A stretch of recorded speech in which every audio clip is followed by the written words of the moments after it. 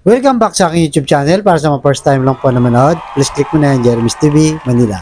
Anyway guys, wala na ba ito? Libre lang. Tulong mo na lang din sa kapwa mo. Alright? Thank you very much po. Sa topic natin ngayon po, today's reflection, kahit umasenso ka, ba, kahit yumaman ka, piliin mo pa rin ang nakaapak ka sa lupa. Yan guys, di ba? So marami kasing sitwasyon na nangyayari sa atin. Lalo na pag talagang umaasenso na sa buhay, tumataas na yung nag-i-increase na yung standard ng buhay. So, kaya nga sabi dito, kahit mayaman ka na, dapat nakatapak pa rin ng paa mo sa lupa. Kasi minsan, di ba guys, nangyayari to sa totoong buhay. Mga kababata natin, kasabayan mong nag-aral sa public school, o kaya naman mga kamag-anak mo, di ba? Na sabay kayo lumaki sa hirap at kung ano-ano po ang mga sitwasyon nyo sa mga ordinaryong buhay lang.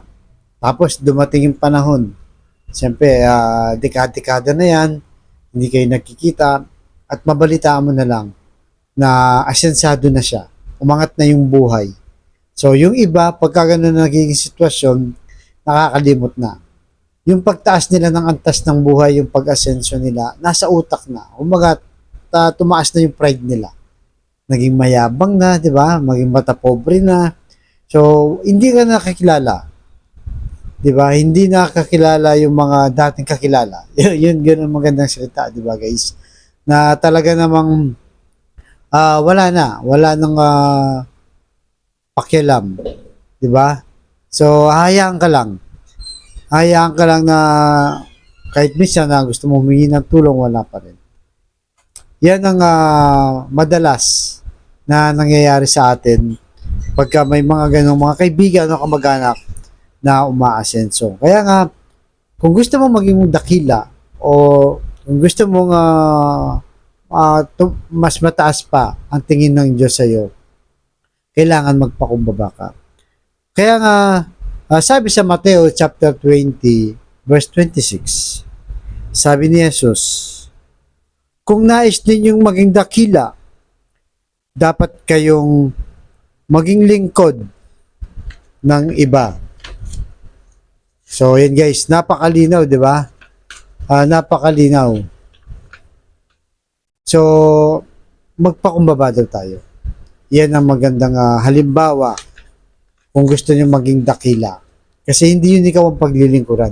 Even ang ating Panginoong Yesus, di ba, bumaba sa lupa. Siya yung naglingkod. Anong ginawa niya nung nandito sa lupa? Nagpagaling siya ng may sakit. Di ba? Marami yan. Marami siyang tinulungan. Nagsalita ng magandang balita. So, lahat ng masama, halos napabuti niya. Yung mga alagad niya, iba-iba yung estado sa buhay. Di ba? May mga masamang tao dyan, mga kolekta ng buwis at kung ano-ano pa. Pero napabago niya. Pinaglingkuran niya. Kaya nga sa mahal na araw, di ba, meron doon na part ng activity ng simbahan natin na hinuhugasan yung mga paa ng mga alagad. Kaya nga, di ba, nung ating Panginoong Yesus, uhugasan niya yung mga paa ng mga alagad, anong sabi ni Pedro? Wag po, sabi niya, wag niyo pong gawin yan, sabi niya. Pero anong sabi natin Panginoong Yesus? Hayaan mong gawin ko to. Ito yung nararapat. So, imagine mo, diba, Diyos ka. Ikaw yung leader nila, tapos ikaw maghuhugas ng paa. So, talagang napakababa. Nagiging isang magandang halimbawa, modelo, ang ating Panginoong Yesus. Kaya nga, lalo pa tayong mas maingat. Diba? Lalo na pag unti-unti na tayong umaangat sa buhay.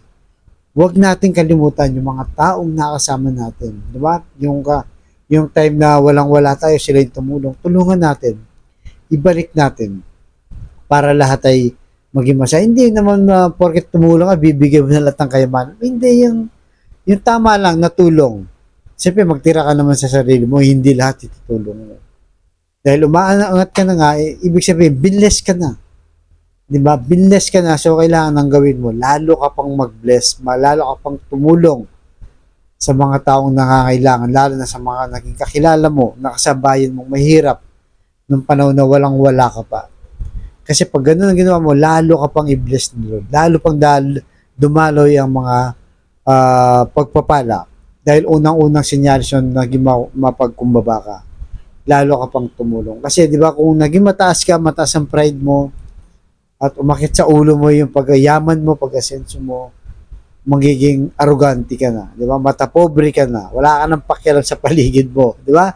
Ang gusto mo, ikaw na lang ang pinagsisilbihan. So, paano ka maging dakila sa ganung bagay? Kaya pinapaalala sa atin, di ba, ng ating Panginoong Yesus, kung nais ninyong maging dakila, ayon sa San Mateo chapter 20:26, dapat kayong maging lingkod sa iba o yung napapasaya mo yung ibang tao.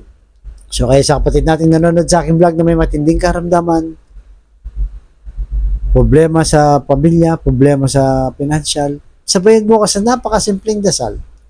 Kung ikay maniwala at magtiwala, lalong-lalo na kung ikaw ay manampalataya sa ating Panginoong Yesus, ano man ang iyong kahilingan sa kanyang pangalan, tsak yun ay kanyang ibibigay. So tayo manalangin.